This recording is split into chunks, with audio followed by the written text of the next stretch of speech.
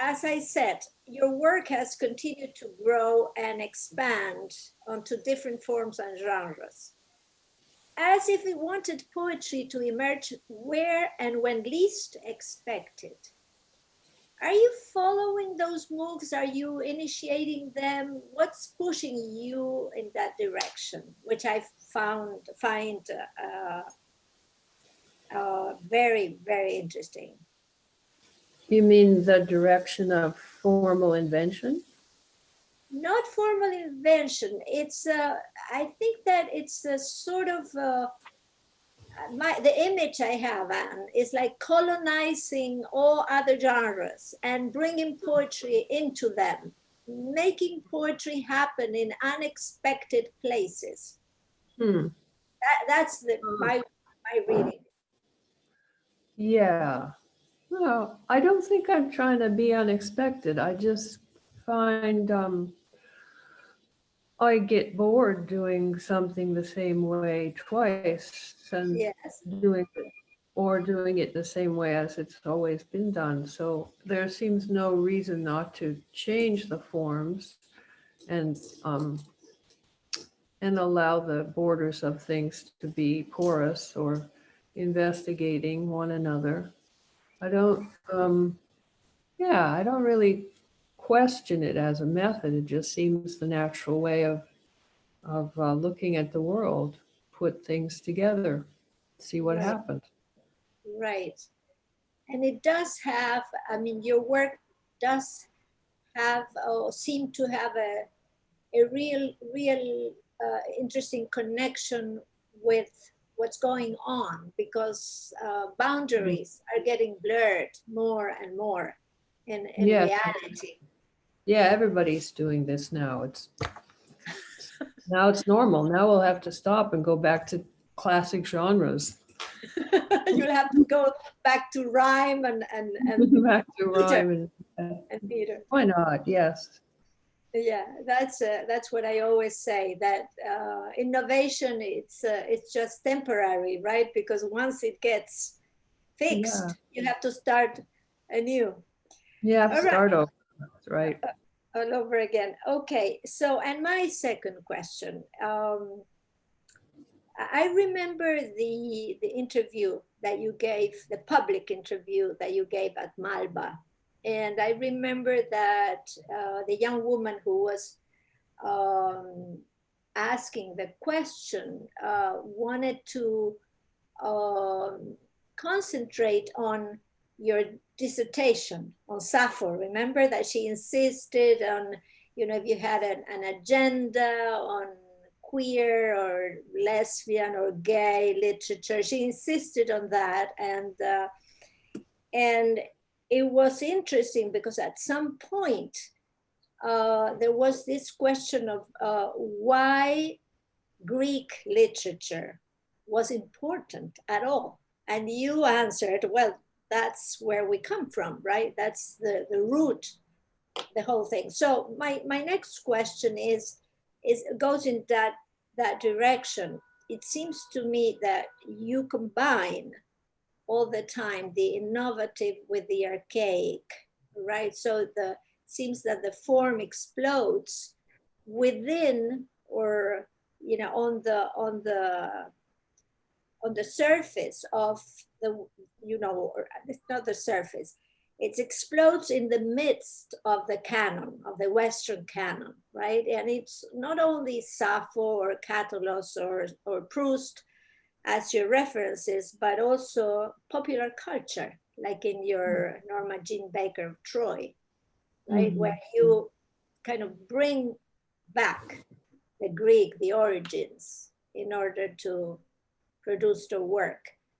So could you comment a little bit more on this? Why is it important, or how do you see this connection between the origins, or where we come from in terms of literature, and the current work? They're just side by side. I mean, as the books behind you are side by side on your shelf, and you could have Sappho next to Proust, next to the daily newspaper, it's the same inside the mind. If you're candid about that, your mind is a big mess of all the things that you encounter from moment to moment in the day. So why not put that same mess down on the paper and call it, a work of art? It doesn't seem um, unnatural to me to do that. I think it's more unnatural to separate things into areas of time and areas of artistic practice. Why do that? Right, right. But let's agree that not every poet or writer brings things together in such a evident way. Like you're reminding the reader all the time that behind every new work or every new poem, there's lots of levels of forgotten texts that are resonating on the page, correct? Mm-hmm. Yeah, I suppose that's true. I think that's just a consequence of being trained as a classicist, where your loyalty is to the past because your work always depends on a scaffolding of lots of other people who have researched these questions and established the text and done all the work of interpretation before you, and you take all that in and go somewhere else, but you can't pretend you're not standing on their heads when you do that. So I think it's a matter of acknowledging the archaeology of what we're actually doing when we presume to think about the world now. Right. Yes. Actually, whether the past exists, it's a question in itself, right? Because we are living simultaneously in different times. Yes. Right? Yes. There are things that continue to resonate behind and on the side, and Yeah, right? they are all around and through us. It's kind of like a sound wave that moves through. It takes you with it. But yeah, but I do find that the most natural way to work. I'm always puzzled when people don't want to do that kind of mixture, of that kind of crossing of time zones or generic boundaries.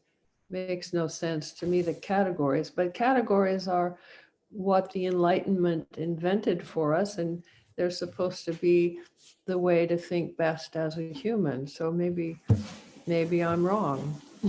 You're not, I don't think you're wrong. I mean, I think that that tendency of categorizing and classifying and Yeah. trying to put some order on reality goes side by side with the other impulse, which is to kind of make a mess of all that, right? In order to read. Yeah. No? Yeah, make a mess and yet find the order within the mess, because that's really a lot more fun.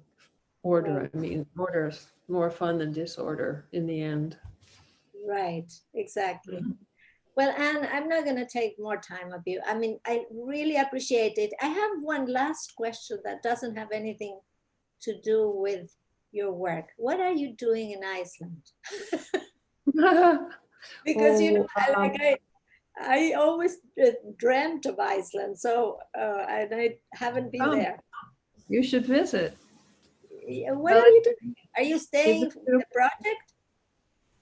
We actually own an apartment here.